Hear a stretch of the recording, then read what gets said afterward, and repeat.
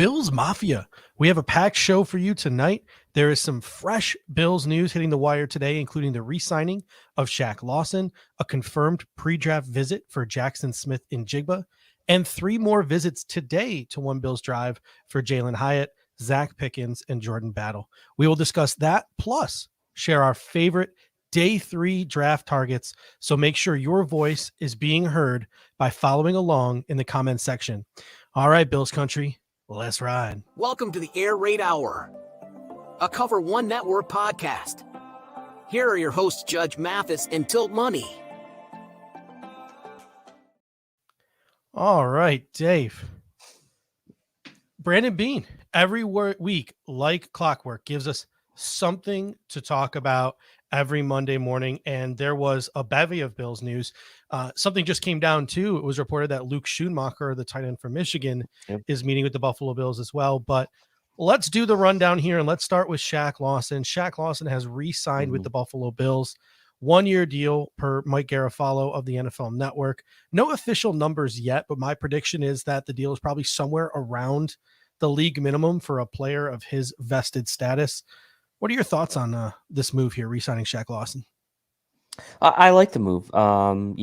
It gives the Bills a little more, another body in the room with the absence of Von Miller potentially for the beginning of the season. I actually thought Shaq Lawson played pretty well last year, all things considered, right? I mean, I think the expectations on him changed, obviously, from when he was here the first time around to post re-signing him last year. And the fact of the matter is he played pretty well, right? He played well against the run. He's not really known as a pass rusher, but did contribute a little bit in that regard last year. But overall, just a solid player to have on the roster. Clearly, his best football in his career has been played in Buffalo, so it makes sense for him to come back into a situation where he has played his best football. And obviously, the Bills need to really, whether they're pure pass rushers or not, get those bodies in at the edge position with the absence of Von Miller and not knowing when he's coming back. So I do think it was a really smart and good move for both sides. Yeah, RJ Melville comes in and says it's the $1.7 million with incentives, the Bean special. It might even be less than that because the Buffalo Bills, or more than that, really, because the Buffalo Bills don't have to worry about how much they're paying Shaq Lawson in terms of the compensatory pick formula because he is a re-signing. That $1.7 million number is for outside free agents, so they don't equate into that formula that will get the Buffalo Bills or net the Buffalo Bills a third-round pick next year for the loss of Trey Edmonds. But as you said, like, this re-signing is really good depth, especially with that Von Miller injury. I would not be shocked if this offer had sort of been on the table, maybe since like the start of free agency, or even for at least a couple of weeks. And sort of Shaq Lawson just needed to come to grips with the fact that maybe his market isn't exactly flush outside of Buffalo, which is really the only place he's ever produced, swallowed his pride and just accepted his destiny that he's going to be a lifelong Buffalo Bill. And Chris Jenke comes in and says, does not preclude you. And I think that's those words were going to come out of my mouth because in terms of Shaq Lawson, we know exactly who he is. He's a wave edge who's great versus the run and gives you minimal pass rush productivity. So this does not preclude you from targeting a pass rusher at any point in the draft because pass rush, at least while Von Miller is out, is still a glaring need for the Buffalo Bills. I know you spent the weekend on, the Cover One Network talking with our guy Joe about how the Buffalo Bills maybe need to add a pass rusher. I believe you guys took Will McDonald in the first round of that mock draft that you guys did. And, they were good the last season up front, but when Von Miller left the lineup, the Buffalo Bills were not good. So we know what life is like with Shaq Lawson without Von Miller. So of course this position could still easily be upgraded.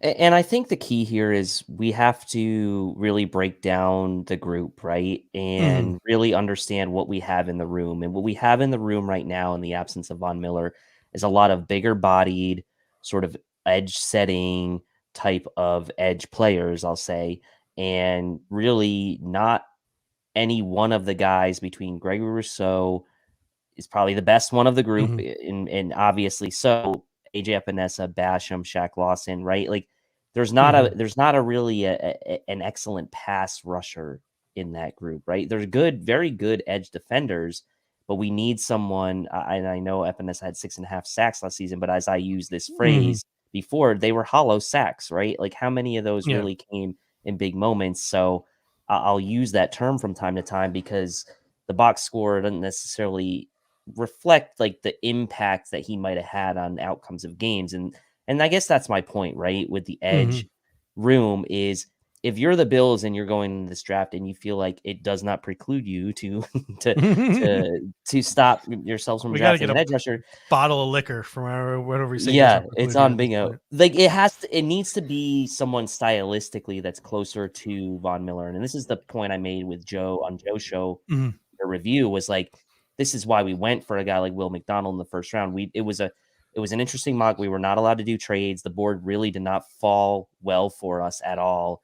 And we kind of said like, this is the style of rusher we need if you're going to add to the room and make that investment. So I still think there's work to be done here, but I also think that the Bills could get away with not drafting an edge, and they could get away with it. All right. Speaking of the draft, there is now some growing smoke around the Buffalo Bills and some of the draft's top receivers. Ian Rappaport reporting that Jackson Smith-Njigba, a lot of people's wide receiver number 1, will be visiting the Buffalo Bills in the next couple of weeks before the draft. Jordan Schultz of The Score confirming that Jalen Hyatt is in town today visiting the Buffalo Bills on a pre-draft visit in Orchard Park. Obviously, Tank Dell was given a private workout by the Buffalo Bills, and I haven't seen anything like concrete, but I've seen enough to know that the Buffalo Bills are connected in some way, shape, or form to Jordan Addison as well. So the Buffalo Bills are sniffing around some of the draft's top receivers. Let's start with Jackson Smith-Njigba. What are your thoughts on this report that he will be a Buffalo Bills top 30 visit? Well, I think it makes sense, right? The Bills have obviously been sniffing around other sort of, I'll call it premier wide receivers of this class, right? Whether that's like a day 1 or day 2, but like higher ranked guys, right? By all accounts, Jordan Addison, you mentioned Jalen Hyatt in town. They had Tank Dell for a workout. All of these guys are like day 1 or day 2 type of picks. And we know that they were very much linked to the rumors around trades for DeAndre Hopkins. So clearly the Bills, as much as Brandon Beane wants to kind of cover, and maybe be very secretive and rightfully so about kind of what the Bills are doing behind the scenes, there's enough smoke here for me to believe that the Bills are interested in adding a wide receiver to the room and having Jackson Smith-Njigba in for a visit. What that tells me is the Bills may be willing, if he were to fall to a certain number in the draft, might be willing to go up and get a guy like that if after his visit they feel like he truly is the premier receiver in the class and head and shoulders above some of the other guys that they've looked at. And we don't know if that's the case yet or not, but if they're doing their due diligence to see. There's so much smoke around the wide receivers in this draft class. I mean, there was the report that came out today. Jim Nagy spoke on it as well. Like, hey, this receiver class is not as top heavy as people in the media make it out to be. NFL GMs really only truly have like one first round grade, and that's JSN. I find it hard to believe that we'll get out of the first round without 3 wide receivers being taken, simply because I don't think there's a lot of round 1 grades this year in general, not just at wide receiver. I wouldn't be surprised if some teams only had 10 to 15 first round grades this year, meaning picks 15 to 30. It's going to be all about like the guys who fall in the 15 to 50 range. It's all about just like what flavors and what needs teams have and what they're looking for. So I think 3 wide receivers will go, but as we get further through the process, it seems like JSN is separating himself as the number 1 receiver. So if the Buffalo Bills want JSN, and this is the interesting part here, is maybe they're scheduling this pre-draft visit to really see if they can fall in love with JSN, because if they fall in love with JSN, they're likely going to need to trade up for him. They're going to need to invest heavily in him. So that might be the reason why they brought him in for this pre-draft visit. Are you a kid who's worth giving up more than just pick 27 for? Because if you want to move up to get him, say he slides down into the 18, 19, 20 range, you're talking a first, a third, and probably a pick next year, like a mid-round pick next year. Yep. So if And you, this comes down to basically, and like you said, he's like kind of the consensus number one. I think it comes down to if they truly believe he is that much better than the rest of the guys, or if he's really just a Mhm. notch above those guys. Because I feel like if he's just a notch above those guys in their minds, Yeah. it's probably not worth making the move. And that's the thing. Like, if you believe he truly is an atypical wide receiver number one, because he's never going to be a typical wide receiver number one. But if you think he can be that sort of atypical wide receiver one in the Cooper Cup mold, in the Amon-Ra St. Brown role, then he is worth a first and then some. He is worth that if that's what you truly believe that he is. So I love collecting picks as much as the next guy, but to get some of these dudes that like you think can be absolute alphas in the National Football League, I think some people might be kidding themselves if they think that that guy is truly going to fall to pick number 27. Like, well, let's just see how the board plays out. I think if the Buffalo Bills wait to pick 27, the smart move would be to hope and pray a team wants to trade back into the first round for Hendon Hooker, and you can trade back, because I don't know if any of those like alphas, the Darnell Wrights, the Peter Skoronskis, the Zay Flowers, the Jackson Smith and Jigbas, the Nolan Smiths, I don't know if those guys will be on the board by pick 27. And that's what kind of worries me a little bit about Mm-hmm. this particular class, is because even if teams, like say in the top 15, if you feel there's only 15 first round grades, like let's Mm-hmm. just say that, and like those guys might be in a shallower top end at near the tops of many teams' lists, just Mm-hmm. due to the fact that maybe there are only like 15 guys with first round grades, and teams might be willing to be more aggressive and be more willing to pull a trigger Mm-hmm. on guys that maybe aren't necessarily glaring positional needs for their teams, because they just feel like the player is just that much better than the next slate of guys behind Mm-hmm. them. So that makes this sort of first 15 picks of this draft or so really interesting to me, because I feel like there might be a chance you see Mm-hmm. teams take players that are not obvious like needs from positional standpoint, because the class is a bit shallower, at least at the top end. So Yeah. Some really another interesting name visiting the Buffalo Bills today on a pre-draft visit, Jalen Hyatt. After clocking a disappointing 4.4140, after boasting he would clock a 4.2940, his stock is sort of dipped a little bit into the day two pool. My hot take is that I think Jalen Hyatt can convince the Bills front office or another front office in the late 20s to use a first round pick on him. I will get to my reasons for that in a moment, but first, what are your thoughts on this Jalen Hyatt visit? look, it's about fit, right?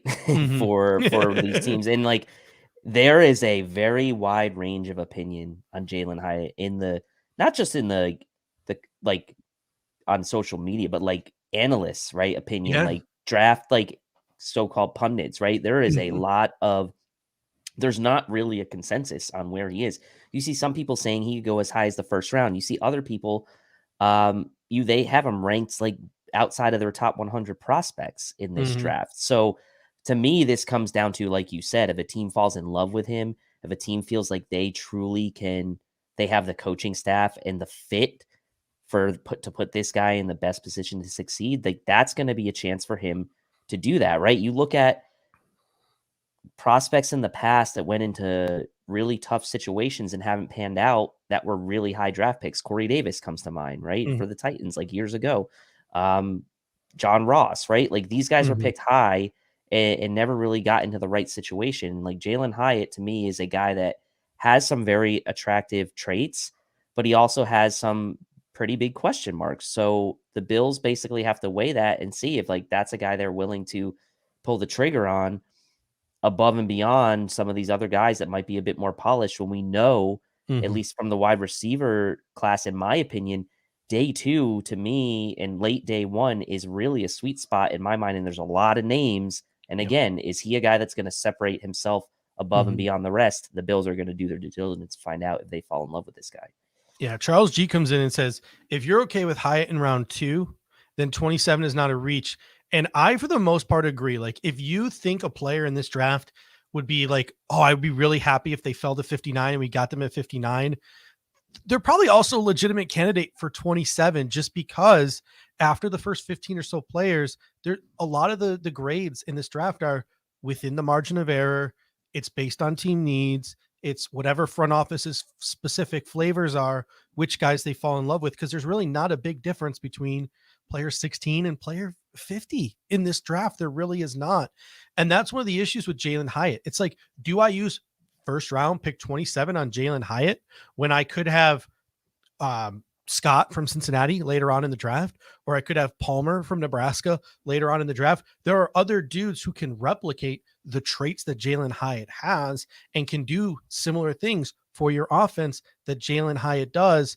And they can be definitely had at pick 59 or definitely had at pick number 91. So that's sort of the conundrum that I think the Buffalo Bills fall into.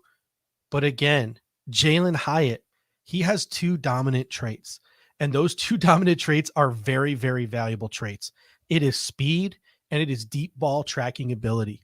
And the Bills could possibly see themselves as needing not so much Jalen Hyatt, but the attributes that Jalen Hyatt possesses. Safeties have to focus their attention on Hyatt, which opens up the middle of the field. The short intermediate areas of the field, guys like Diggs, Knox, even James Cook can benefit from that immensely. So the question is, will NFL DCs respect Hyatt's speed the way that college DCs did? Because, I mean, if you go and watch some of the tape on Jalen Hyatt, they are giving him like 15-yard cushions and he's still blowing by him. It's pretty crazy. Like, he said that he had some hamstring tightness at the combine. That's why he ran a 4.41, and then he didn't run at his pro day.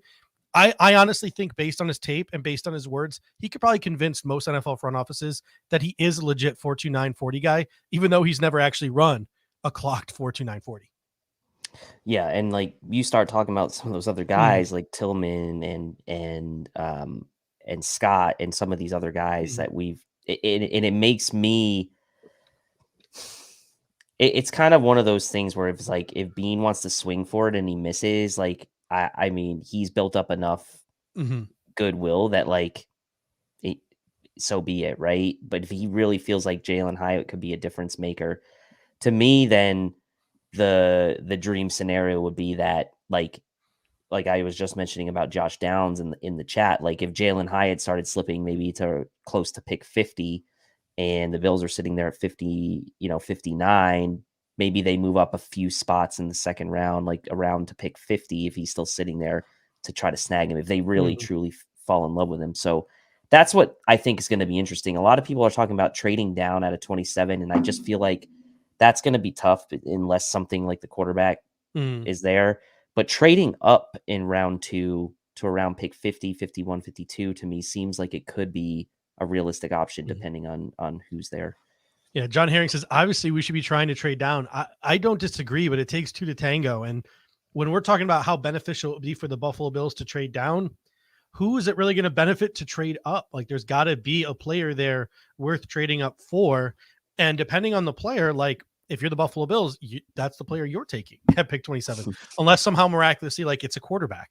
Or Bijan is there, and the Buffalo Bills really do not feel like pulling the trigger on a running back, and someone wants to trade up for it. Like, there are very few prospects. Nolan Smith, the Bills like him, but they don't like, his archetype fit. They like the player, but they don't like the archetype fit. But another team does. Like, I find it very hard to believe the Buffalo Bills will be so easily able to find a trade partner, but they should be trying.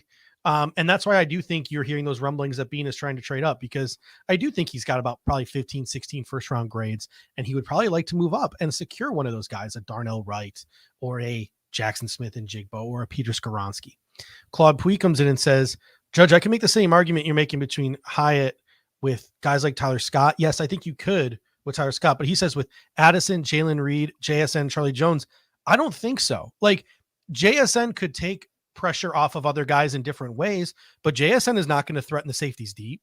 Charlie Jones is not going to get safeties thinking, oh shoot, like there's a speed guy on the boundary. Addison's not going to do that either. And no offense to Jalen Reed, he's not exactly the most explosive receiver either.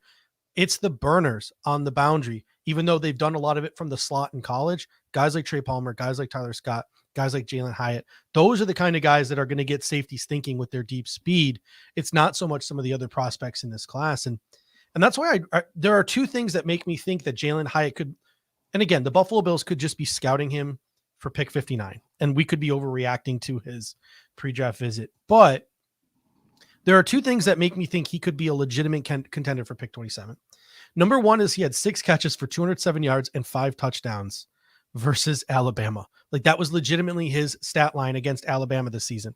That's an Alabama defense that has Will Anderson, Byron Young, Henry 2020, Eli Ricks, Brian Branch, and Jordan Battle, who will all be drafted in the first 4 rounds of this year's draft.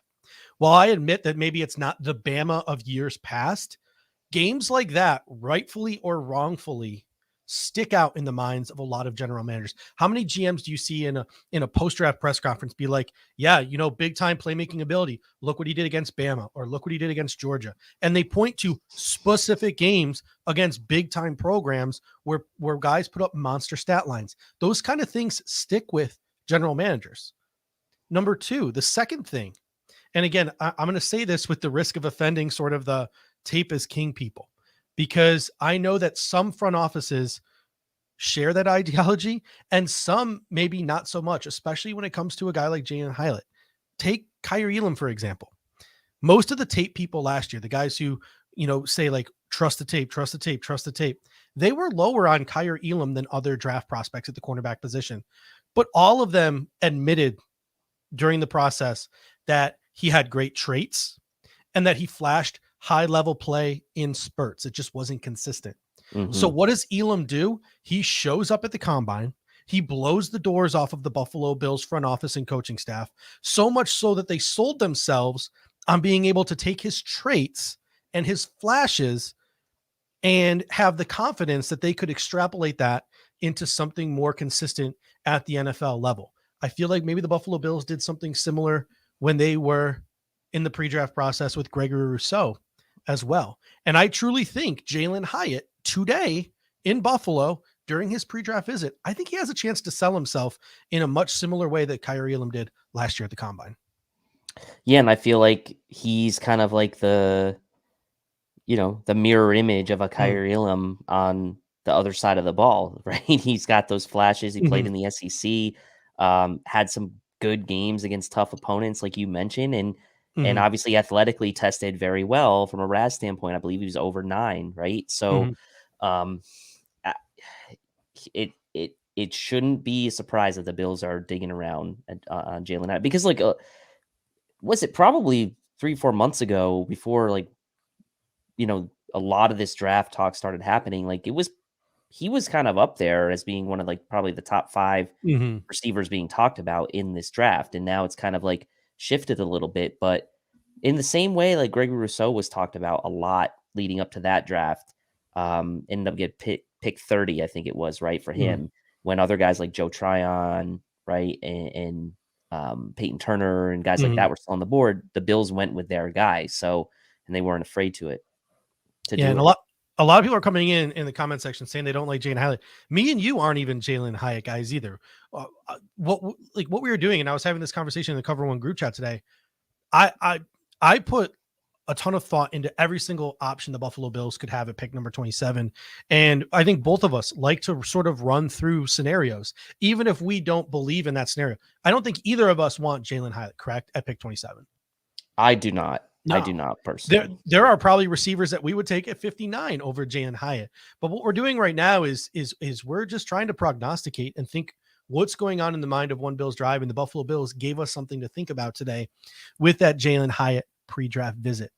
2 more pre-draft visits today. Interior defensive lineman Zach Pickens from South Carolina and Jordan Battle, the safety from Alabama. Let's start with Pickens. What are your thoughts on the 6'4", 291 pound, 3-tech, 1-tech versatile defender with my favorite trait here, 34-inch arms, who turned some heads down in Mobile at the Senior Bowl? I like Pickens. You mentioned the length, 6'4". That's a bit unusual, I would say, or good, like out of the norm for a defensive tackle. That's pretty tall for a defensive tackle. You mentioned the 1-tech, 3-tech flex. Like if you look at his his snaps by alignment over the last several last 3 years. He's predominantly been a B gap player, which is a 3-tech alignment, but he has had almost 100 snaps in each of the past 3 years, lining up at the A gap, which is really your 1-tech alignment or your 2-eye. So I feel like he does have that versatility. He's graded out pretty well as a pass rusher as well in college from the interior. And he's played not only run defending snaps, right? He's played about half and half. So he's been on the field for all 3 downs. He has the flexibility to play inside and out. I do like the length. I do feel like that he's probably more a natural 3-tech. So if you're talking about a guy that potentially could replace Ed Oliver in the long term, I see that more as his future, in my personal opinion. But he does bring you versatility a la Jordan Phillips, if you will, or a Tim Settle, if you want to go that route. Now, it hasn't necessarily been ideal for a guy like Tim Settle to flip back and forth, but if Pickens comes in and he potentially is the heir apparent to an Ed Oliver at the 3T, that's not the worst outcome in the world. And he does, in a pinch, give you that ability to slide over into that A gap if he needs to. So I like it. I know Randy loves Pickens. Obviously, he's a big South Carolina guy, but for me, he's a day 3 type of guy. If I'm going to pick him, I'm not going to pick him day 1 or day 2. And if the Bills pass on any, if the Bills pass on guys like Keanu Benton and others on day 1 and day 2, like Pickens is not a bad option on day 3. Yeah, you look at the athletic comp. Nick Fairley is the athletic comp, which I think is a pretty solid comp. That's solid. Yep. He had a good he had a good Senior Bowl week. So I would probably say, like, if I were to prognosticate where he goes, I would say probably 3rd round, like 4th round range. So yeah, day 3 is a possibility. I don't know. I find it hard to believe he would get all the way to the back end of the 4th round, but who knows? Uses power and length well in the run game. I have in my notes here, physical ability there to be a disruptor in the passing game. Most scouting reports say his biggest issue is consistency. So maybe like a change of scenery, pro coaching, etc., will sort of bring out the best in a guy like Pickens, who flashed really and had himself a really good Senior Bowl. Next up, the final pre-draft visit of today, at least the final pre-draft visit that was reported. Jordan Battle, the safety out of Oklahoma. Your thoughts on the 6'1", 290-pound safety? Yeah, versatile, right? He's played deep. He's played in the slot. He's played in the box. Primarily a deep safety for them, but he's got the size to kind of come down in the box if he needs to. He's over 200 pounds. Obviously playing in the Big 12, it's not really known for defense, but they continue to put guys in the NFL. We know Kenneth Murray, linebacker, was a high pick out of Oklahoma on the defensive side. Can't remember his name now. I'm blanking on the edge guy we liked last year or the year before from Oklahoma. Nick Benito.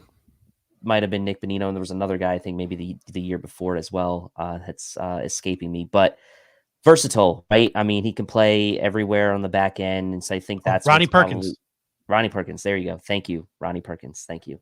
So they have had some guys come in the NFL from that defense, which is kind of, I wouldn't say unusual, but consistently putting some players in the NFL and fairly high draft picks from the Oklahoma defense. So I think the Bills are probably looking at the fact that he's likely a guy that they could rotate, play in that split safety scheme, coming down into the box, play deep if they need him to, and athletically he's pretty solid. So I see Battle as a day 2 pick. Will the Bills be willing to invest draft capital into the safety position as early as day 2? I don't know, but it is an interesting visit.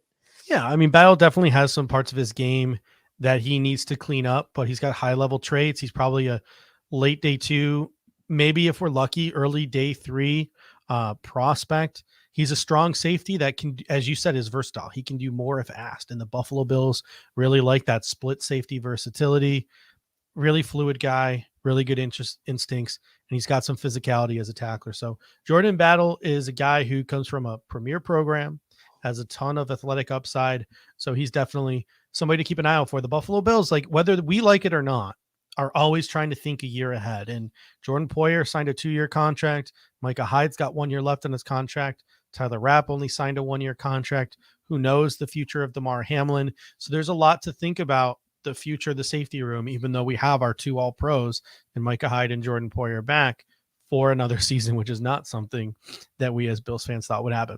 All right. Before we get to our major topic for today, which is favorite day 3 prospects, number 1, by chance, has been talking about Jervon Dexter in the comment section for a while now. So I just want to give him a quick shout out. We're going to talk about first and second round picks and third round picks in the coming weeks. But by chance, calling a shot now, saying the Buffalo Bills are going to take Jervon Dexter at pick number 27. Again, this could be a crazy draft, right? Jervon Dexter is a guy with really high athletic upside, where there are some things that are deeply concerning about his game that most scouts think, especially the fact that he's really late off the snap. But again, anything could go really at pick 27, as we mentioned, because the margin of error between margin in grades between picks 15 and 50 this year is going to be very, very, very small. All right. So before we get into favorite day 3 prospects, this show is brought to you by, and I'm losing my images here, Picasso's Pizza. 4 great locations in Williamsville, West Seneca, Lancaster, and Blaisdell. Buffalo Pizza since 1980. You can order online at picassospizza.net. And if you're not a towner like us, you can even get it mailed to your home. And I can tell you from experience, it's just as good as getting it fresh from the restaurant. Again, that is picassospizza.net. So make sure you head on over to picassospizza.net and get your draft day pizza orders in. Whether you're in Arizona like me, North Carolina like you, or anywhere across the continental United States, you can have Picasso's Pizza on draft night by simply going to picassospizza.net. All right. So Dave, next week we'll be doing sort of our day 2 prospects and our maybe even bleed in our first round and have that full conversation next week. Cause I know we've only got 2 shows after this left before we get to the draft, and we still have to get in our no matter what show, because that's our favorite show of the year. The hope, I think, for both of us is that a lot of the names that we discuss sort of on the day 2 show, guys we like in the second or the third round, I think the hope is that those guys, some of those guys at least, fall into day 3, and the Buffalo Bills are able to scoop them up in rounds 4 or maybe even round 5. We saw it last year, right? We talked ad nauseum about Khalil Shakir as a day 2 guy. Bills got him in the 5th round. We talked ad nauseum about Jamari Salyer being one of our favorite interior offensive linemen. He went all the way to the Chargers in the 6th round. So it does happen. So at least for me, the focus today is going to be more on like those like 4th, 5th, 6th round guys that like, and you know, I know we don't have a 7th round pick, so maybe even guys who could be priority free agent type of dudes. That's where my focus went when I started like creating my list of guys I wanted to talk about today. How did you sort of attack your assignment for today? I was pretty conservative, right? And I felt like if there was a guy that I thought could go in round 3, even if there was a chance he'd slide, I kind of ignored that. So I went for guys that I felt very firmly were very much day 3 type of guys. There might be a guy or 2 here or there that could maybe be a late round 3 guy, but I really tried to like hone in on guys like you said, 4th, 5th, 6th, maybe even a couple PFAs. Tried to hone in on like 3 to 5 guys at the positions we're going to talk about that I really like. And so I kind of did a combination of like fits and guys I liked, but mostly guys that I thought were fits for the Bills, I would say.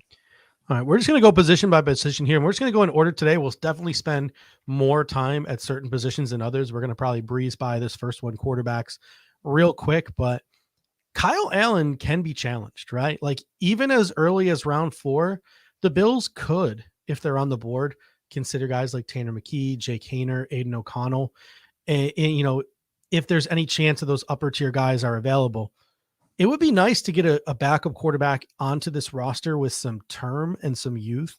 But this is 1,000% a luxury, and a luxury I think that most fans do not believe the Buffalo Bills can afford. So who are some names, maybe if the Buffalo Bills were to take a stab at a quarterback late in the draft, that you would have your eye on? I mean, like you mentioned McKee. I think he's one if he gets there late. I don't like necessarily Clayton Tune as a prospect, but I think from his size standpoint, he obviously played at Houston. So it's like they've had a couple guys make it into the NFL and be okay. He's probably one of like the more physically appealing prospects that have come out of Houston in some time. Athletically tested very, very strong. Has that short and intermediate accuracy and mobility that you like, and that could potentially have traits of a backup for Josh Allen. And his teammates love him, right? He's a captain and a natural leader. So I feel like Clayton Tune is a guy maybe in day 3, like if you really were willing to invest in the quarterback, he'd probably be on my list of guys I'd look at. But honestly, I'm not paying too much attention to quarterbacks in this draft. Honestly, probably the least amount of attention I've paid to quarterbacks since we started doing draft shows. Yeah, Clayton Tune is actually on my list. Like pretty much anyone but Stetson Bennett, I'd be fine with. But I don't like Max Duggan either. But like just a really bad quarterback class. Like after the top like four guys, like then there's like 2 or 3 where it's like, oh, okay, and then it's like, wow, this is hot garbage. So, Clayton Tune, the notes I had, 6'3", 215 pounds, solid build. By all accounts, he's a heady player and a leader, as you mentioned. He's decently mobile, but the thing is like he's not a downfield passing threat. Like, and your opponents are going to know it when he steps on the football field.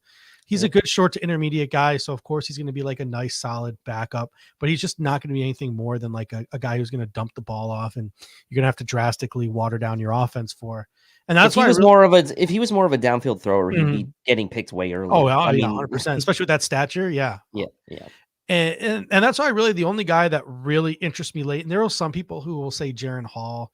I'm just not high on Jaron Hall. The only guy that really interested me late is Dorian Thompson-Robinson. Yeah. And I mean, I've said his name 15 times, I think, since the start of draft season. Five-year starter in the Pac-12, athletic, strong arm. He's been working with Jordan Palmer. He had the strongest arm at the combine after just a little bit of work with Jordan Palmer, fine-tuning some things. Yeah, he needs to work on throwing off his back foot. He needs to work on leading his receivers better, but he's athletic. He's heady. He's got a strong arm. He's experienced. To me, Dorian Thompson-Robinson, DTR, as they call him, he gives me Tyler Huntley vibes. So I wouldn't mind, but his name has been popping up. I wouldn't be surprised if he goes in like the 4th round at this point, because some of the teams with like athletic quarterbacks like Philly, they're starting to sniff around and look at DTR as a guy who could back up a guy like Jalen Hurts. So it'll be interesting to see where he ultimately goes on draft day. Like I loved him, the thought of him as like a 6th round pick. Like, wow, what a steal. 4th round, not so much. But I will throw one name out there. And this is not a player who was draft eligible, but I've been watching the XFL the last couple of weeks, and a guy that I was never sold on, even though he was an NFL roster bubble darling for years. Jordan Teamu of the DC Defenders has been having himself a month in the XFL, and what the DC Defenders are doing has been pretty eye-opening. They are the best team by a mile in the XFL, and he's leading that team and playing some really solid-looking football. He's dual threat. He's smart. He doesn't turn it over. His last 3 games, 57 of 66 for 777 yards, 9 touchdowns, no picks. I would give a guy like Jordan Teamu, former Ole Miss Rebel, as Charles G says, I would give him a look in training camp to come in and push a guy like Kyle Allen, to push a guy like Matt Barkley. And that's the only XFL quarterback I would say that about.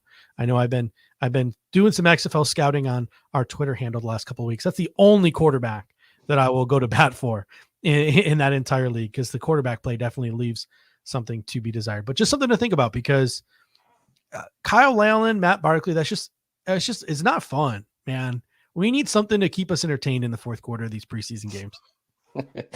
And I like that you're putting that XFL stuff out there on our Twitter handle, because you're doing work that no one else is doing. And so if people want that XFL scouting content, they're going to come to the our handle. And also, let me just correct myself, Tony Reality style. I don't know why I was saying Jordan Battle Oklahoma earlier. I just got sidetracked. I think like someone said Oklahoma, obviously Alabama. So I'll fact check myself that for the audio version of this, so people don't think I'm a moron.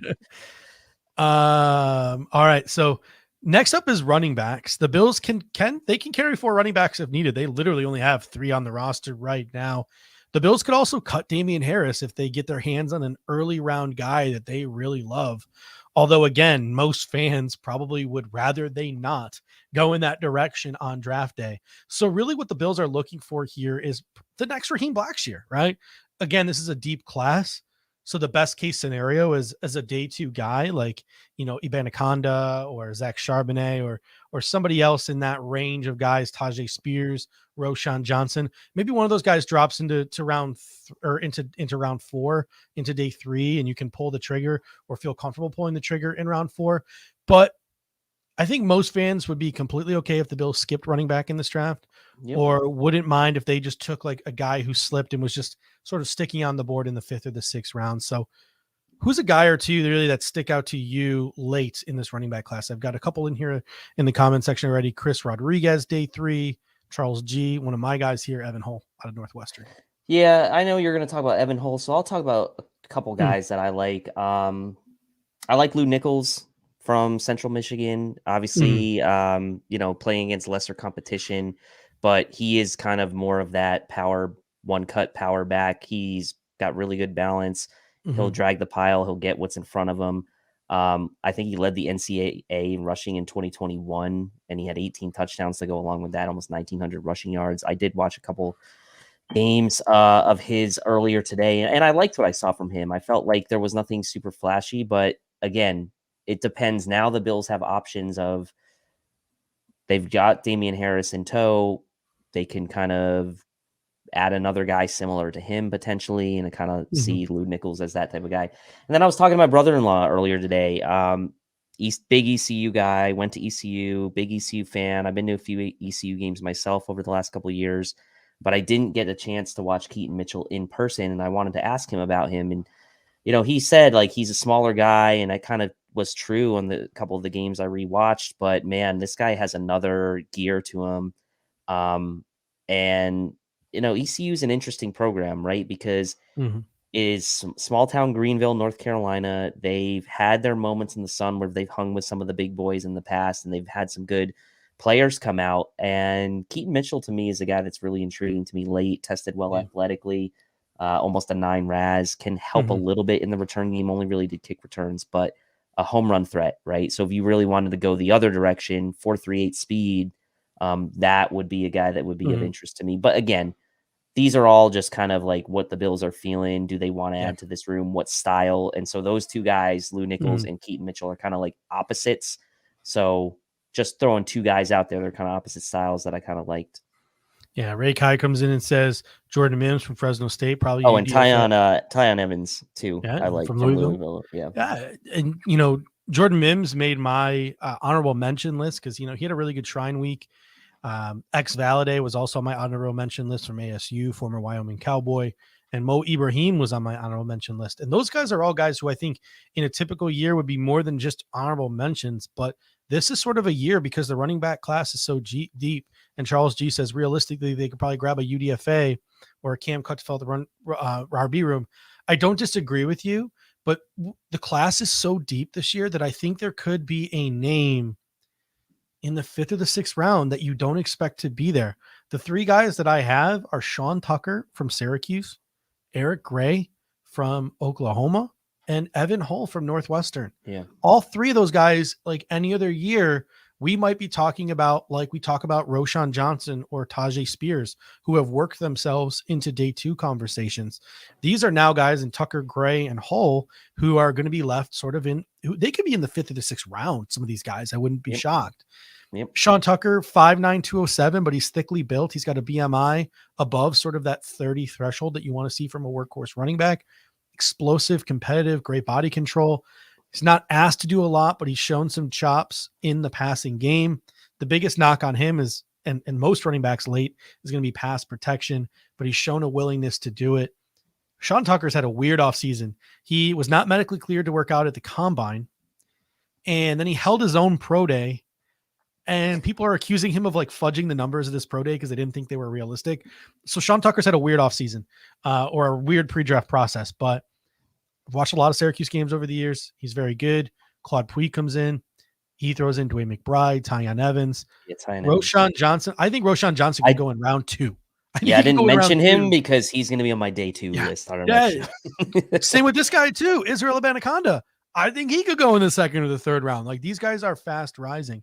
A couple of people in the comment section brought up the fact that, hey, Raheem Blackshear is might not even make the Carolina Panthers roster, so he could come back to Buffalo as well. He's got special teams chops, so he would be like a perfect RB4 because he could play teams. You could find a role for him, even if he's, and not have to make him inactive on game day. But some other guys like Eric Gray, also 5'9", 207, elusive, agile, creative, had a really good Senior Bowl week. He's a good pass catcher. He also struggles in pass protection. And unlike Tucker, he's really not as explosive or a breakaway guy. Like Sean Tucker legit has some breakaway speed. And then Evan Hull, 5'10", 209, 4.47 40, compact runner with a muscular build. I mean, he had 55 catches for 546 yards in 2022. He's a legitimate threat in the passing game. He's able to line up and even run some sharp routes sort of from the slot. So he's like a really intriguing guy. He takes on, he's got great contact balance, good core strength, north-south energy. Like he's a guy that I really like. And if we could get him in the 5th, 6th round, I think he would be a great addition as an RB4 who could work his way up the depth chart in time. So there are definitely some running backs to keep an eye on in this draft. Mm-hmm. But I know a lot of people would prefer the Buffalo Bills pass. And if the Buffalo Bills did decide to pass, I don't think anyone's going to lose any sleep over that. On to wide receivers now. I definitely had a type late on in this draft. Like the guys that I chose as sort of my day 3 gems are all size guys. They're 6'2" and above, and they're all guys who could potentially replace Gabriel Davis in 2024 because they're down the field type of vertical threats. So I'm not going to give away any of my names yet, but that's sort of where I leaned because there are some really intriguing names in the back half of this draft as some project guys who I think could replace Gabriel Davis. Who are some guys that interest you as wide receivers in the back half of this draft? Yeah, I mean, one name that I wasn't sure should be in the day 3 or probably day 2 was Xavier Hutchinson. So I'll leave him out for now. I don't like. I could. It's such a weird draft, man. Like he could go 2nd round, he can go 5th round. Who knows? Yeah.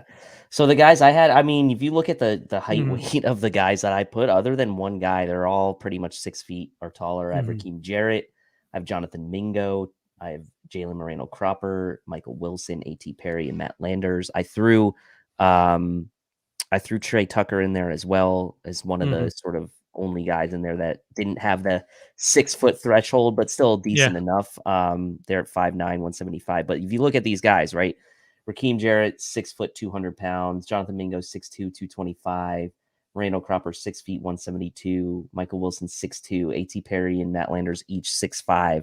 So I definitely had a type as well. It was those mostly those boundary sort of size type of guys. And you look at the athletic profiles of some of these guys as well. Raheem Jarrett, 8.42 RAS. Jonathan Mingo, 9.86. Michael Wilson, 9.55. A.T. Perry, 9.85. Matt Landers, 9.84. So I definitely had a type. It was athletic, taller, boundary type of guys that can go up at the point of attack and bring the ball down. So not necessarily the same type of guys that I would be looking at in day 2 or day 1. So it's kind of interesting, right? How depending on where you look in the draft, the type of guy, at least for me, that I'm interested in. This draft is going to be so wild to see where these receivers go because I've seen Puka Nacua thrown in there from BYU. Wouldn't shock me if he goes on day 2. I put him in my day 2. Yeah, I did. Jonathan Mingo, he's the bell of the ball right now. There's a lot of rumblings around Jonathan Mingo. Yeah, he could be day 2. Someone said, where will Trey Palmer get drafted? He could go in the 3rd round. He can go in the 5th round. Like, who knows with some of these guys? By chance comes in with Grant Dubose. I like him. He's another size guy who's got special teams ability. He was a Senior Bowl invite. So that shows you like sort of the respect level the NFL has for him. Ronnie Bell is another guy who can contribute on special teams, was a Senior Bowl guy. Oh, as well as Jalen Wayne from South Alabama. All of those guys are awesome. Andre Yeshivas is another guy, the kid from Princeton. Like there's a ton of receivers in this draft. Me and you have one guy in common, and that was Matt Landers. He opened up eyes at the combine with a 4.37 40 at 6'4" and 200 pounds. This guy had an interesting path to Arkansas where he ultimately ended up. Started at Georgia, flamed out at Georgia, went to Toledo, had some decent seasons at Toledo, and then found his way back to the SEC at Arkansas. Long, athletic strides create some really good build-up speeds. He displayed some big playability with some really long touchdowns his senior season. He's got clever footwork and leverage to manipulate defenders per Lance Zierlein of NFL.com. He uses his offhand to battle the boundary and bully receivers on the outside. He stacks defenders well. He's got good ball tracking and focus through the hands when covered. And obviously he's got that height and that length to elevate and win those deep balls. The one thing about his game, and you're going to see this with all of these bigger guys, or they need to work on their underneath game. Because my other two names that I had were Antoine Green and Justin Shorter. Antoine Green from North Carolina, Justin Shorter from Florida. Landers, Shorter, Green, all three of them, what they need to work on is they're really good vertical threats. They need to work on having a complete game, or else they will strictly be special teams guys and vertical threats if they want to stick in the National Football League. But I look at all three of these guys as sort of possibly like Mac Hollins type of guys who can start as special teamers, who could start as niche receivers, and maybe develop their game into more than that. I don't know why more people aren't talking about Antoine Green, the other UNC wide receiver, 6'2", 195 pounds, 4.47 40 at the combine. He was a man amongst boys at the NFLPA Bowl. Every report I read was like, what is Antoine Green doing here? And that's just how deep this draft class was at wide receiver, that a guy like Antoine Green got stuck at the NFLPA Bowl. He gives me De'Ami Brown vibes, the deep ball specialist that went to the Washington Commanders a couple of years ago. He's an explosive athlete. He's got a sprinting and long jump background. He obviously, like I said, needs to clean up some of those other aspects of his game with pro coaching. But Antoine Green is a guy who really intrigues me. And then Justin Shorter as well, 6'4", 229 pounds, 4.55 40 at the combine. He was limited his senior year because of a hamstring injury. On top of that, he had a developing Anthony Richardson throwing him the football. I think all of that lowered his stock. But he's physical. He excels down the field. But again, another guy who struggles underneath. So all three of these guys, Landers, Shorters, and Green, I really like their game. And then Bryce Ford Wheaton was mentioned in the comment section as well. You can throw him in there as well as the guy who really blew up at the combine. I noticed you were talking about some Bryce Ford Wheaton with some of the people in the comment section. Yeah, I mean, look, he's a wild card, right? And I think Chris put it best. He could go round 3, he could go round 6. I mean, obviously he tested like he was 9.97 RAS, but like there are concerns about him, right? And his route running ability, some of his concerns around like his ability to separate. But he's a freak, right? And people are going to be willing to take swings on those high upside athletic guys on day 3. Are people going to be willing to take a swing on a guy like that on day 2? I'm not so sure, but you will definitely see him get drafted somewhere in day 3 by a team that is looking for some athletic upside at the position. So for sure. And Chris Shanky comes in and says, so much of these receivers is projecting what they will be as opposed to what they have shown you. And that's day 3 for you. That's day 3 of the NFL draft for you. Some honorable mentions, Justin Marshall from the University of Buffalo. He might get picked in like round 7. If not, I think he's a lock to Buffalo as a priority free agent. I really like Malik Knowles out of Kansas State. And another height, weight, speed guy, Shaq Davis, a smaller school guy out of South Carolina State. Really like his intangibles as well. Moving on to tight end now. Obviously, the Buffalo Bills have been sniffing around tight ends. They've talked to Payne Durham. They've talked to Luke Schoonmaker. They've talked to Luke Musgrave. So the Buffalo Bills, much like last offseason, are sniffing around some of the tight ends in this year's draft as well. Who are some day 3 tight ends that sort of stick out to you? Yep. So this kind of lines up somewhat with the tiering that we did the other week. Luke Schoonmaker kind of headlines the list, I would say. I mean, he's, to me, firmly kind of a day 3 type of guy. I think Brenton Strange you throw into that list as well. 9.07 RAS, 6'3", 250. Penn State, obviously you can never discount that with Terry Pagula sort of at the helm. I think he's probably day 3. He slid down boards a little bit recently, but he's still there. Zach Kuntz is a guy you have to put on the list, right? The 10.0 RAS, probably still, is he the most popular pick right now in mock drafts for Bills fans? Like he honestly, I see him pop up in more mock drafts from Bills fans than almost any other player. Second most bench reps at the combine, second fastest 40 time. But this guy's a freak athlete, right? And he's someone that you can develop. I think he's day 3. He would be a guy for me. I know Will Mallory's probably on your list as well, but I mean, there's a lot. Like, to me, I think actually like day 3 might be a sweet spot for tight ends for the Bills, and that actually works out well for them, I think, because I don't really want the Bills to invest day 1 or day 2 capital into the tight end position, but I feel like there's a lot of solid ones in day 3. And that's the thing. The really strange thing about Zach Kuntz and Luke Schoonmaker, you have them as like day 3 guys. One of them will probably be a day 3 guy, but I think one of them will be a day 2 guy. Like, yeah, I do think you're probably right. I do think that one of them sneaks into day 2. And we had this conversation on the last show. Tucker Kraft, Zach Kuntz, and why am I blanking? Zach Kuntz and Luke Schoonmaker. Those are the 3 that sort of are in that like third tier that I have, where it's like, I feel like the Buffalo Bills are going to hone in on one of those guys in the 3rd or the 4th round. And Zach Kuntz, I think, fits the archetype of who the LA Rams have chased for years. Guys like Tyler Higbee, guys like Lance Kendricks, guys like Gerald Everett.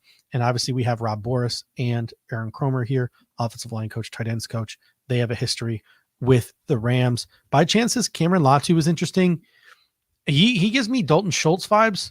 And I don't know if the Buffalo Bills are looking for that, because Dalton Schultz is a guy who often lines up sort of like in the slot, is more receiving based. I think the Buffalo Bills are looking for a guy to be a tight end 2, a guy that we don't have to worry about feeding the football, a guy who can block just as well as he catches, but can also sort of threaten the seam vertically, a guy that Dawson Knox can play off of, not a guy you take Dawson Knox off the field to replace, not a guy where you ask Dawson Knox to block so that guy can go catch, because you don't pay Dawson Knox all that money to be an extra tackle. You draft a guy in the 3rd or 4th round to be the extra tackle and maybe catch a little bit. So but that being said, the guys on my list, I had Payne Durham from Purdue, 6'6", 253. He had a big Senior Bowl week.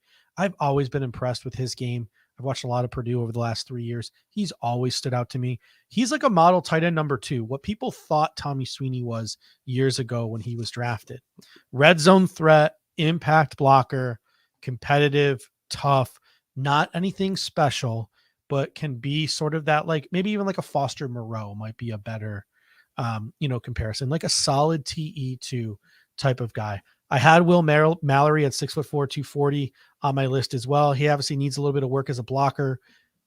He's a Y, but maybe he shouldn't be a Y. Strong hands, not really a mismatched threat, but he can make plays in the passing game. And then I'll tell you what, man, more and more intrigued as Chris Janke comes in here and says the name, more and more intrigued with each passing day by Brenton Strange. 6'4", 253. He gives me Tyler Conklin vibes. Like that's what I see when I look and I watch Brenton Strange play football. Impressive run after the catch ability for a guy in the tight end position. He's got really strong hands at the catch point, and he's got the build to be a really good inline blocker in the National Football League. And he has got some highlight blocks on his tape as well. Like you go and you look, he's got some highlight blocks to go along with his receiving chops as well. So if the Buffalo Bills honed in on a guy like Brenton Strange in the 4th or the 5th round, I'd love it. Now I think he goes in a lot of the simulators in the 6th round, but I think that this is a fast rising name. I think a guy like Brenton Strange could go before Payne Durham and could go before Will Mallory. Yeah, no, I fully agree with that. I think he's probably I know on TDN he's significantly higher on their board than Mallory. So there are some boards out there that have him pretty high. All right. Next up, offensive line. I mean, for me, I know personally, I don't have any offensive tackles on my list because I think there is a steep decline in the offensive tackles after some of the day 2 guys. And that's why I think a lot of these tackles are going to go early. Like there are so many people who are still mocking Darnell Wright to the Bills or the Chiefs. And I'm just like, guys, we need to wake up here. Like Darnell Wright's going to be a top 20 pick. DeJuan Jones might go higher than people think. Anton Harrison might go higher than people think. Tyler Steen will go higher than people think. Nick Saldiveri will go higher than people think. A lot of these guys are going to go higher than people think because there is a need for tackles in the National Football League, and there is a steep drop off after the first 7 or 8 guys. I don't picture very many, like maybe Carter Warren because of his injuries slips into day 3, but I don't picture very many offensive tackles of note dropping into day 3 of the draft. Did you have any offensive tackles on your list here? I mean, not of note. I mean, there's a couple guys I like. I mean, we mentioned Asim Richards from UNC Yeah. on the last show. I think he's a day 3. I started digging in a little bit to, can't even say this guy's name. Mali Amuinemi Lau from Oregon, I think is how you say it. 9.34 RAS. Reading some of the scouting reports on him, pure right tackle, good athleticism and length.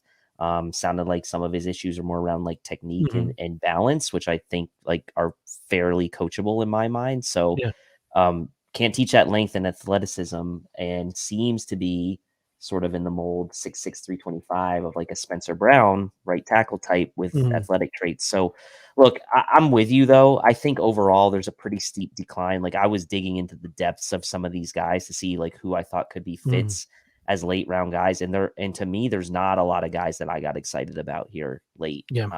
So yeah, I'm kind of with you on that. Some good ones. Chris Janke comes in and says Jackson Kirkland, Warren McClendon are the guys I'm interested in as day 3 guys. Kirkland, I agree with. Warren McClendon, if he's there available in like the 4th round, I would be thrilled. But he's another guy who I think is going to go earlier than people think. And then quad please with another one, Wanya Morris, who may be a guard, and Warren McClendon.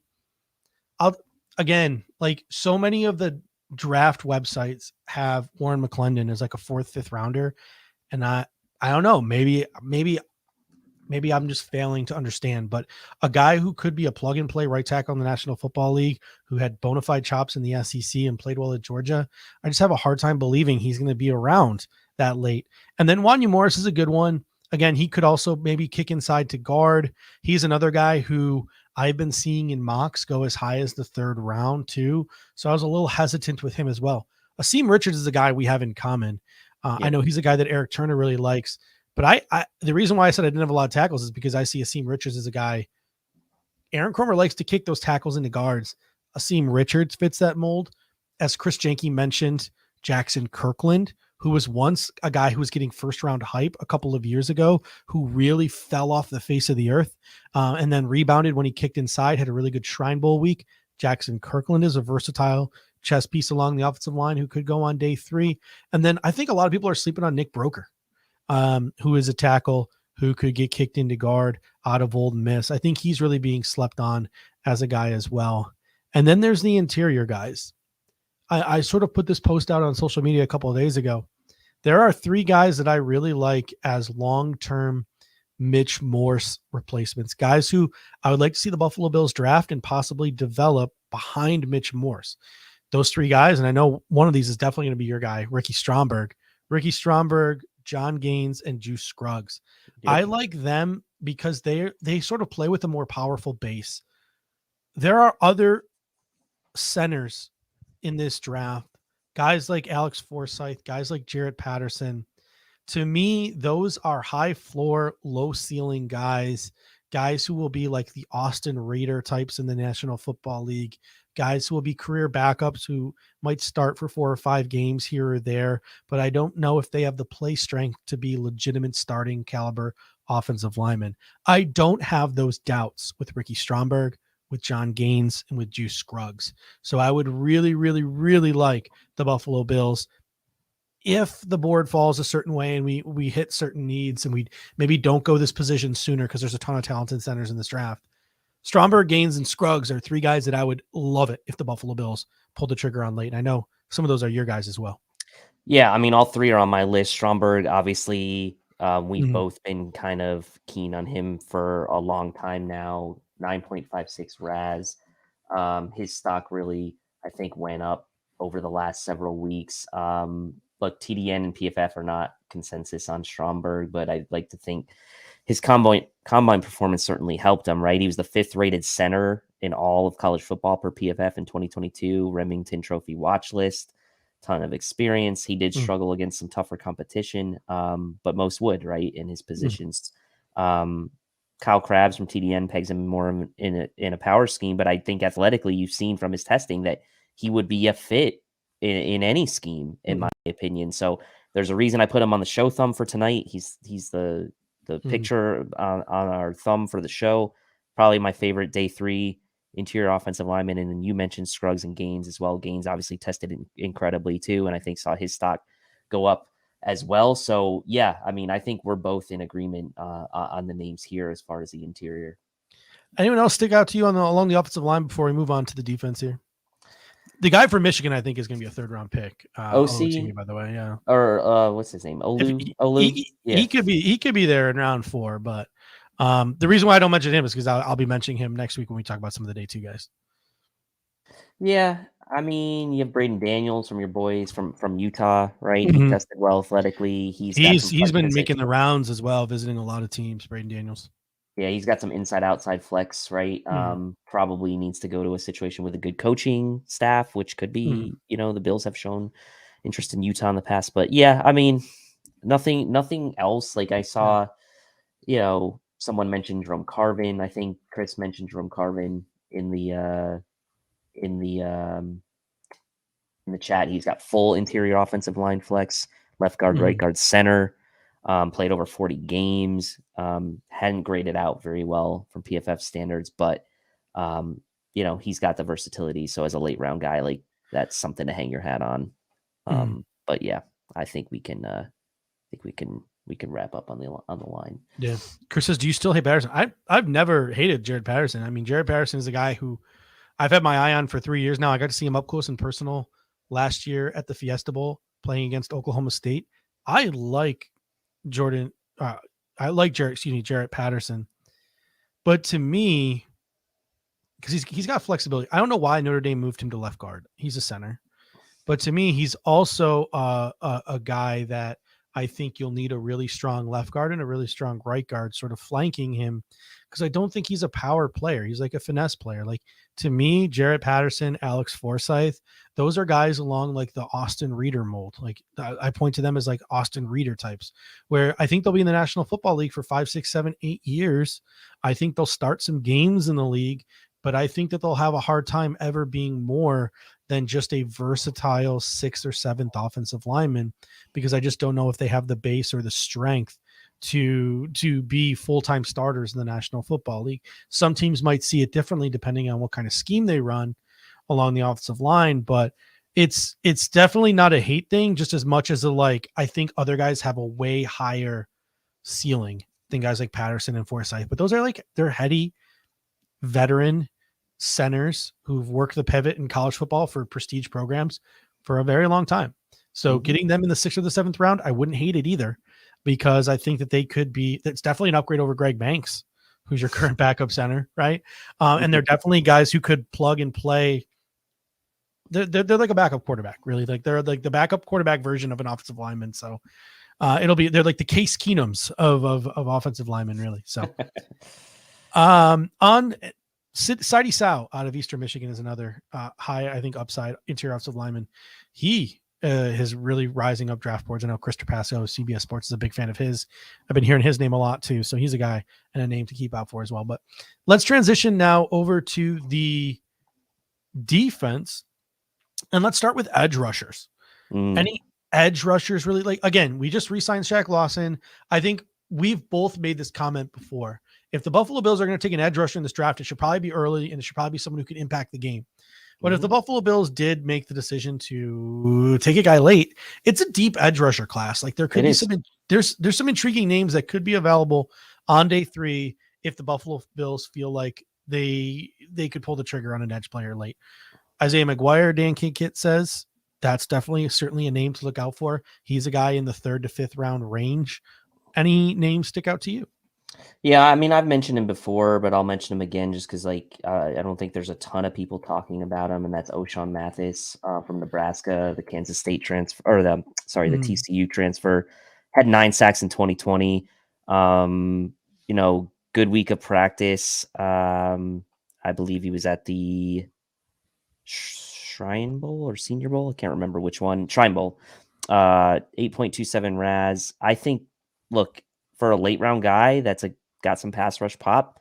You could do worse than a guy like O'Shawn Mathis. I also kind of like Tavius Robinson from UNLV, all Sun Belt, first team honors, 133 career QB pressures with 82 hurries. I don't know why I said UNLV. Also totaled 40 TFL, 6 forced fumbles, 3 fumble recoveries in his career. So I'm a fan of Tavius Robinson.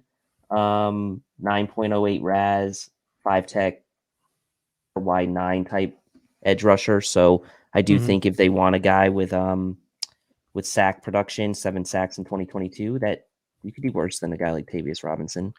Yeah, and in this draft class, much like wide receiver, once you get past like the Derek Halls, the Keon Whites, the Tuli Tiapatolos, the Isaiah Folksies of the world, some of these guys could go in the 3rd round. Some of these guys could go in the 5th round. Byron Young, Isaiah McGuire, KJ Henry, DJ Johnson, Lonnie Phelps, Mike Morris, Yaya Diaby, Zach Harrison, Dylan Horton, Fiocco is getting a lot of run lately on social media. A lot of these guys, any of these guys, they could go in the 3rd round. They could go in the 5th round. It really all sort of depends on whatever front office sort of hones in on them and how they value them. Because I think a lot of these guys are ultimately, end of the day, going to be pretty closely graded together, or could be, again, depending on front office preferences. But the 3 names that I had Zach Harrison from Ohio State, 6'5", 275, 36-inch arms.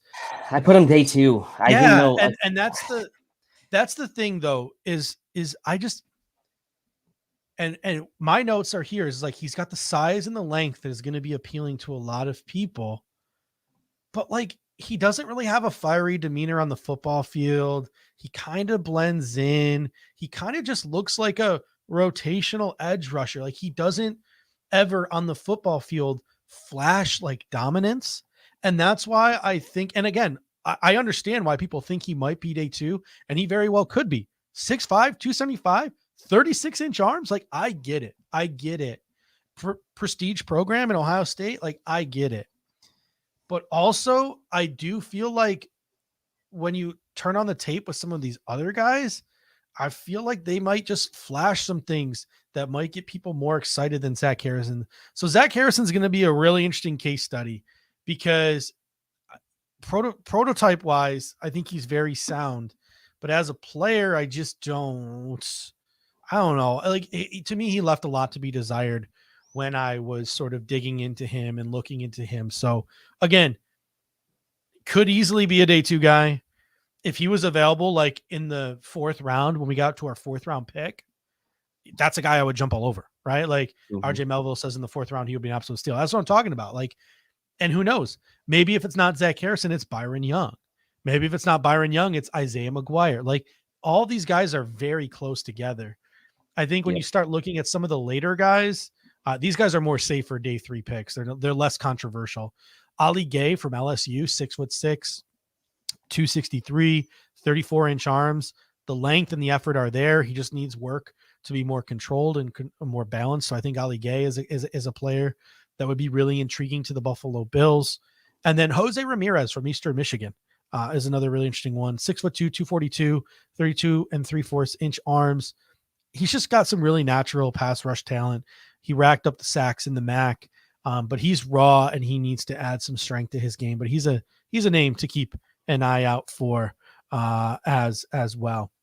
All right, on to defensive tackles, which is our favorite position. I think one of the favorite positions that we have to talk about this year. Like, the Buffalo Bills have no defensive tackles under contract after 2024. I think Bills fans in general want a solid one tech to rotate behind Daquan Jones. The Bills, they've sort of been sniffing around like the Zach Pickens of the world, and maybe they want a little bit more versatility than like the big 335-pound fatties that me and you and a lot of people in the comment section really enjoy. But who are some defensive tackles that really stick out to you as day 3 guys? I mean, day 3, I've been a fan of his for a while, Cameron Young, but again, he is like definitely more of the fatty type, right? I mean, he's not like, I think I think he's closer to what the Bills look for. He's what, 315? Yeah, he's not. I kind of ignored, like, if they were like, I didn't ignore, but like, The 330 plus guys, I was like, man, love a guy like that. But I was kind of looking for that 315, 320 range. I got 3 guys above 330 on my list. I know, and I would love those guys, but I was really trying to put my like Bills archetype hat on, and it seemed like that Cameron Young sounded like a prototypical one tech archetype for the Bills. 2-down player, good strength and stoutness against the run. Doesn't really have pass rush presence, but it's not really what he does, right? He needs to eat up double teams, shoot, play in those A gaps. And look, he's a guy that would fit that mold. So he's one guy. We mentioned Pickens already, so okay, fine. That's fine. I think that a guy that maybe I'll leave Coburn for you because he's over 330. Broderick Martin is a guy I started doing a lot more research into because I saw him popping up on a lot more mock drafts, and I was like, okay, well, what is this guy? What is this guy really all about? 145th overall rated prospect on PFF, so he's pretty high on PFF compared to Monster Shrine Bowl week. Shrine Bowl week. I mean, TDN only has him as their 300th overall player.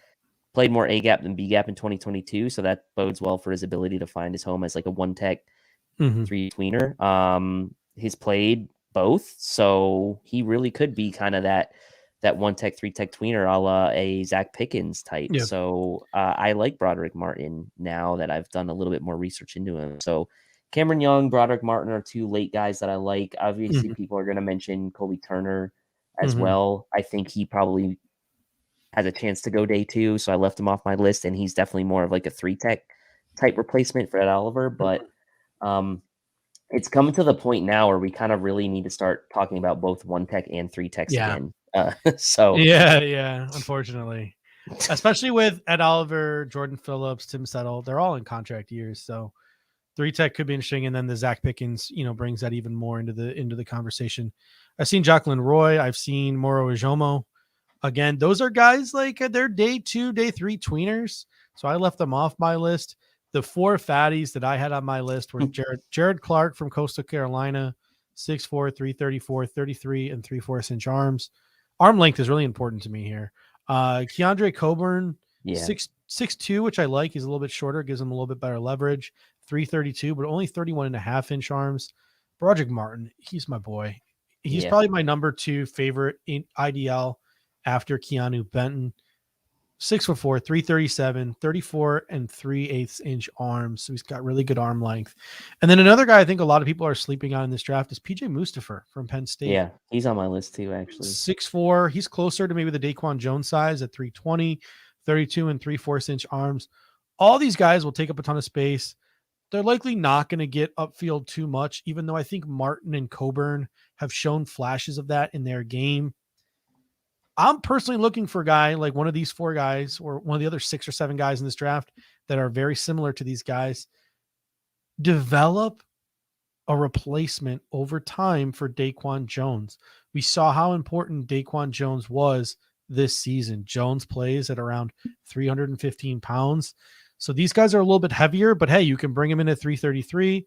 They could be behind Daquan Jones and rotate in. And over the course of a year or 2, because I would like to see Daquan Jones extended, they can probably cut 15 pounds. It'll help their upfield game a little bit, and they could still be some really solid run stuffers. But if we are looking 3 tech, Kobe Turner, you mentioned his name. He's got a lot of fans to a point where some say he could be a day 2 guy. 6'3", 290, 32 inch arms. Richmond transfer, so really only 1 year of D1 tape. He's not great laterally, and he's not the greatest athlete, which is why he wasn't on a lot of radars coming into the draft process, but he more than makes up for it mentally. Like, the tape guys love Kobe Turner. He's a good run defender. He's got great burst. He's strong, explosive hands, and he's got that pass rush pop to go along with it. Somebody in the comments section mentioned Jalen Redmond, 6'2", 291, 32 and 3/4 inch arms. His combine testing was really, really good, to the point where people were like, maybe he was misused at Oklahoma, used sort of like as a 1 tech, maybe do some more 3 tech stuff in the NFL would really help amplify Jalen Redmond's game, because he never really flashed on tape. And then, Randy Hardman, one of our guys who's normally in the comment section a lot, he really likes Dante Stills out of West Virginia, 6'3", 286. He's an outfield 3 tech who had a really strong Shrine week as well. I personally I'm not a big fan of those guys under 290, but Dante Stills could be a guy to make an exception for late. Byron Young from Alabama was mentioned again. Him, Moro Ijomo, Jacqueline Roy. Those are day 2, day 3 tweeners to me. So it'll be nice. And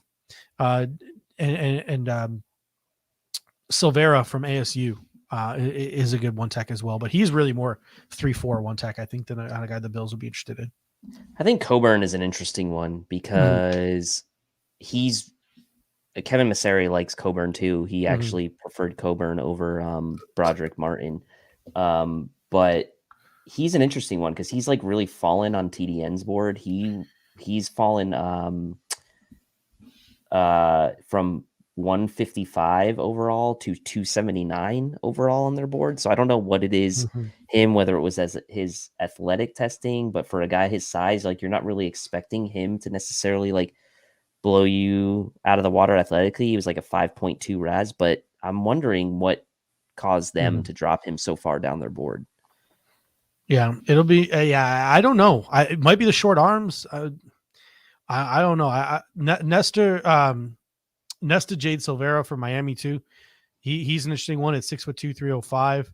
Somebody mentioned like he's really good friends with Groot by chance that he's Groot's best friend. He was a really high like recruit into Miami, and then like he's been solid, but maybe hasn't lived up to like his recruiting profile at Miami. So that's an interesting one to keep an eye on as well. Nesta Jade Silvera. I mean, in the back half of the draft as well. Yeah, I think he's a good run defender. He's over 300. He's gone up 38 spots on TDN's board since February. So he's just inside their top 175 now overall. So he's gone up on their board. Up next is linebacker. And I mean, we've mentioned it a number of times on this show, especially when we're talking about day 3. Like this is a weak linebacker class. If you don't get your guy in rounds 1 through 3, it's going to be really slim pickings once you get past like the third, maybe a couple guys slip into that 4th round range. It was really hard to sort of stretch to find some dudes that I liked late in this class. It's a far cry from last year when we were talking about Malcolm Rodriguez. I know you were a big Chance Campbell guy. Yep. DeMarco Jackson, we talked a lot about. Micah McFadden, we talked a lot about. These were the type of guys last year that we saw like starting potential in. And even guys like McFadden and Rodriguez got that chance in their rookie seasons. But I look at the linebackers this year and I think to myself, like, Balon Spector has higher or at least similar upside than like all of these dudes the Buffalo Bills could be getting in the later half of this draft. Yeah. I mean, and I think this is where things get interesting too, when you look across like different draft sites, projections and sort of like rankings for some of these guys. It is very hard to find consensus beyond the top handful of guys. You have, you have guys like, I don't know, Dorian Williams, for example, who's ranked 268 on TDN's board. I think PFF has them inside their top 100. I think in terms of TDN's overall rankings this year, I think they got a little preoccupied with some exits to their staff. I don't think that big board has been updated in quite some time. Well, I mean, and they hastily threw a lot of combine guys who they didn't scout like on there, and they're ranked in like the 300s, and they're going to go on day 2. Like TDN, that website's quite the drop off over quite a downfall the last year. Yeah, I mean, I've been monitoring it, right? Because I like to see how they change their rank. Like, so they did make an update, right? So this is from February to now. This is the change, right? Yeah. But I don't know between February and now when the last time they updated it, right? It could have been like mid-March, like I'm not sure. But so Chris Shanky comes in and says he wouldn't mind Henry To'oTo'o late. I envision Henry To'oTo'o as a day 2 guy. Maybe he sneaks into day 3. So again, it could be, who knows with this draft class, but yeah, that's a guy. If he's there in the 4th round, Henry To'oTo'o is really interesting. By chance, one of the guys on my list was Shaka Hayward out of Duke. So that's a guy that I'll talk about in a little bit, but did any of these linebackers stick out to you remotely? I mean, I'll mention my guys from the Wolfpack, right? Drake Thomas. He's probably not he could very well not get drafted, right? Like, I Yeah. mean, like he's borderline PFA range. He's short, Mhm. right? And that's gonna turn teams away from him. But Mhm. he is pretty good athlete. He's got some decent sideline to sideline range. He's not the greatest run defender, but he is willing. So the size concerns you there. I think was it by chance who mentioned Anthony Orgy? I like him. He's pretty Mhm. solid, good athlete, pretty decent against the run and the pass. We've mentioned Ivan Pace. I think he's a Mhm. day 3 guy. Has to be in a very specific role, though. I feel like Mhm. guys like Dorian Williams, I think, are day 2 guys. Demario Overshone, I think, are day 2. So I did not put them on my Mhm. list. Owen Popo is interesting. I think maybe he could be a day 3. Athletically, yeah, Yep. athletically, he could test his way into day 2, yeah. Yep. So it's just hard because I don't Mhm. love the bottom half I these guys, this group. The one that I think might intrigue the Bills the most because he's a guy that they talked to at the Shrine Bowl is D Winters. 5'11", Mhm. 227, 31 and 3/8 inch arms. He ran a 4.4 940 at the combine. He's got inside outside experience. You know, I think he was a team captain at TCU. Like I said, he met with the Bills at the Shrine Bowl. He wins with speed and aggression. The question with him is like, can he take on blockers? And that's sort of what we're looking for, like guys who can stack. He's got decent range as a second level defender. Him, Muhammad Diabate, those are both guys that the Buffalo Bills have been in some form of contact with. I have no idea whether the Bills have been in contact with these two guys, but these are the only two guys that I really, really, and I had to squint hard to make a case. Number one is Isaiah Moore out of NC State. Again, one of your NC State guys. 6'2", 233, 31 and 3/4 inch arms, 3-time team captain. I mean, he diagnoses and triggers really well in the run game. He takes on blocks well, which is, you know, the intriguing thing to me, because again, we're looking for somebody to play that Mike position. Issues with him, most scouting reports will sort of, you know, regurgitate he's stiff and mechanical in coverage, but he's athletic enough to where like I maybe have some hope that he could work on it in the pros. Ben Fennell called him sort of like a dime store version of Jermaine Pratt. And he gives him those kind of vibes. Another former MC State Wolfpack. So if you're going to take a stab late, Isaiah Moore, he really turned some heads at the Shrine Bowl.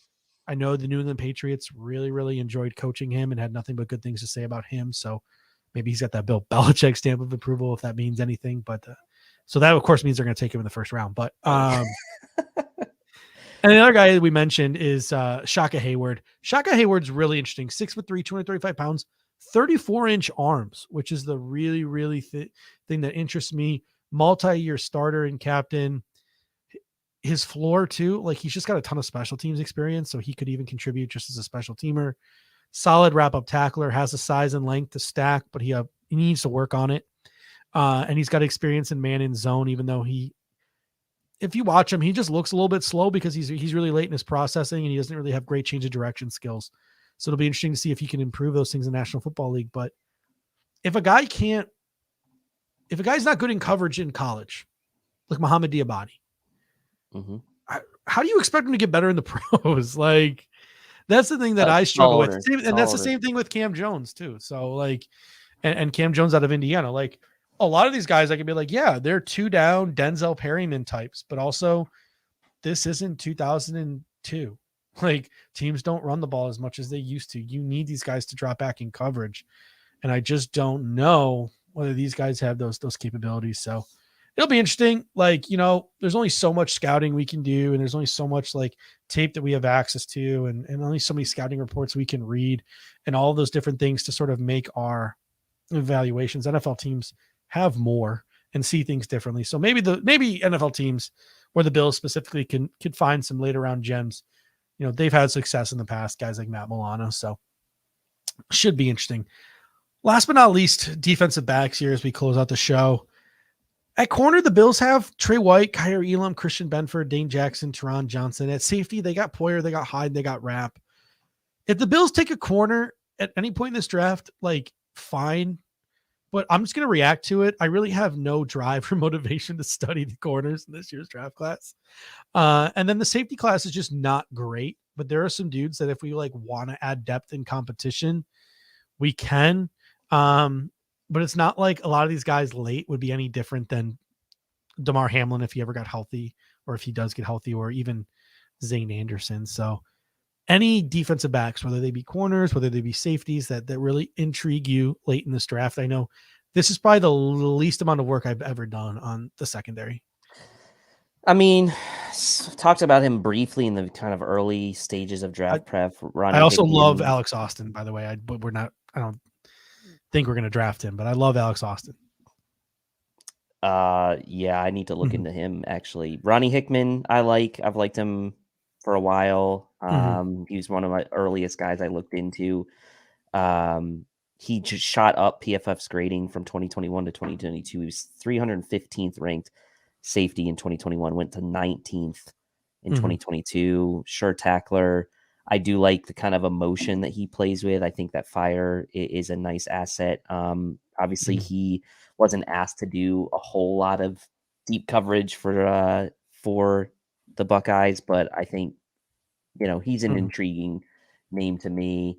I know that the Cover One film guys really like Jartavius Martin from Illinois. I think he's a day 3 type of guy. There's no chance the Bills are getting Sidney Brown. He's probably early day 2 guy, so he's not on the list. But his running mate, Martin, is interesting, and the film guys have liked some of the things he's. I wouldn't be shocked if Sidney Brown went around 1, the back half of round 1. Yeah, I wouldn't either. I really see wouldn't. Because Brian Branch, who's like safety 1, so many people are just listing him as a corner now and like as a nickel corner, nickel defender, things of that nature. So in terms of like true safeties, Sidney Brown is like true safety number 1. And safety is a very important position in the National Football League. I haven't done enough research on the teams in the back half of the first round to know if any one of them really needs a safety. It would not blow me away if a team that needed a safety in the back half of the draft at first round pulled the trigger on Sidney Brown. Yeah, and how about your guy? I know you like Kayvon Merriweather, but how about Riley Moss, his teammate? 9.65 rads, 6'1", 194, kind of perfect archetype for the Bills as far as like who they like as a boundary corner. He was go ahead. Well, yeah, Riley Moss is the guy. Like, I wanted him to come out last year, and I feel like he really compares well to Micah Hyde. Now, I got flamed for it when I said it. They're like, "How dare you? He's going to break boundaries and be the first white cornerback in the NFL in so and so many years." Hey, Jason Sehorn. He's going to get he's going to get a chance, and he's definitely proven his worth to play boundary corner, and he could probably play boundary corner rather well in the National Football League, especially in like a zone heavy system. But I really do think Riley Moss's long-term future in the National Football League is a rangy free safety type. So yeah, could be. I still like him. I would like if Riley Moss is sitting there round 4, he's a versatile chess piece that the Buffalo Bills could cross train throughout the secondary. I wouldn't mind it at all. Yeah. I mean, this is a position, either safety or corner, where it's kind of like running back. Like, I don't think most people would be bent out of shape if the Bills didn't take any defensive backs in this draft. I wouldn't be upset in the least bit. Claude Please throws out some good names. Catrell Clark is a fast riser. Corey Trice, I see his name a lot. Mekhi Garner, I see his name a lot. Miles Brooks is a new one. I haven't seen Miles Brooks a lot, but those are some names there from Claude Please. Yeah, my list was like Quan Martin, Kayvon Merriweather. I really like Jay Ward from LSU. I really like Shamari Connor from Virginia Tech. Yeah, Shamari Connor I like too. I like Jordan Howden from Minnesota as well. He's really intrigued. He tested well at the combine, and people are going back and looking at his tape at Minnesota now, and they're starting to see some things that they like. The Bills, I know, met with Christian Young, the Arizona safety. He's versatile, but really more of a box guy. The most interesting name, and this is a guy who's doing a top 30 visit with the Buffalo Bills, whether you want to label him a linebacker, you want to label him a safety. I did a social media post on him today, is Marty Mapu out of Sacramento State. 6'2", 217 pounds. At Sacramento State, he played linebacker, nickel corner, safety. He's getting comparisons to 2 guys the Buffalo Bills showed interest in previously, Jeremy Chin and Kyle Duggar. He's physical. He's shown good coverage instincts. He's got good length, which is going to help him in run support. So the Bills, who were very hot on the trail of guys like Jeremy Chin, Kyle Duggar, are now visiting a top 30 visit for Marty Mapu, who had an upper body injury. He won't be ready till training camp. So it'll be interesting to see if the Buffalo Bills maybe pull the trigger on that sort of versatile chess piece in the secondary. Yeah, and how about small school guy Daryl Luter Jr. from South Alabama? Tested pretty well athletically. He's been, based on the scouting reports I've been reading, is that he's smooth and fluid, good ball skills. And so I don't know, like these small school corners sometimes kind of, I mean, we had our own, right? Leotis, we drafted Christian Benford last year. I mean, not necessarily small school in Villanova, but D2, right? Or FCS, I should say. So you never know with some of these guys that are kind of like not at the big schools, they still get drafted. Yeah, and I know you were a big fan of JL Skinner. I think maybe like if you're looking for a JL Skinner type, a really good week at the Shrine Bowl was AJ Finley, who gives you that sort of J. Ron Curse, really big sort of safety type of mold in AJ Finley as well. So it'll be super interesting to see where he goes. I've just stopped talking about JL Skinner because I just know he's never going to. The Bills would never draft him. So it's really sad. Like so many of the draft prospects this year, like JL Skinner, Ivan Pace. It's really sad where I'm just like I'm kind of rooting for the Cowboys to draft them, just so because I just know Dan Quinn will use them right. Like there are some guys where like half the time fit is half the battle. And I love Ivan Pace Jr. I don't have any faith in a lot of defense coordinators in the National Football League to use a guy like Ivan Pace Jr. correctly. So like him going to Dan Quinn, who was really creative and awesome with obviously a far greater talent than Micah Parsons, but a guy who turned J-Ron Curse's career around utilizing him, a guy who developed Donovan Wilson, a guy who transitioned Keanu Neal from safety to line. Like Dan Quinn has done so many creative things with that Dallas defense over the last couple of years. So anytime there's like a versatile chess piece defender, I'm like, I just hope Dallas drafts him just so they can have the best career possible by playing under Dan Campbell. But that's an hour, 36 minutes for us tonight. We walk through all of our day 3 prospects. Over the next couple of weeks, we'll be doing similar things with day 2 prospects, with who we think the Buffalo Bills could be targeting in the first round. And then we obviously have to fit in our no matter what show before we get to the draft as well. I'll say it right now. We should just do day 2 and day 1 next week. And then I was going to suggest that to you the second we hung up. So yeah. I definitely think next week will probably be like, next week we'll either do our no matter what show and then maybe do round 2, round 1 guys the week before the draft or the 3 days before the draft. I don't know how we want to work that out, but we'll work that over the course of the week. Yeah. Okay. Yeah.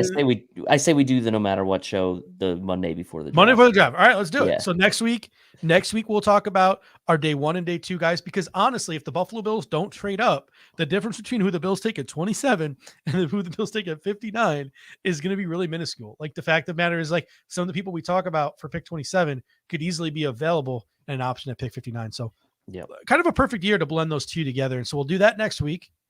We're sort of planning on the fly here, and then we'll do our no matter what list in the 3 days preceding the draft. And then we will have night 1 coverage. Air Raid Hour will have night 1 coverage.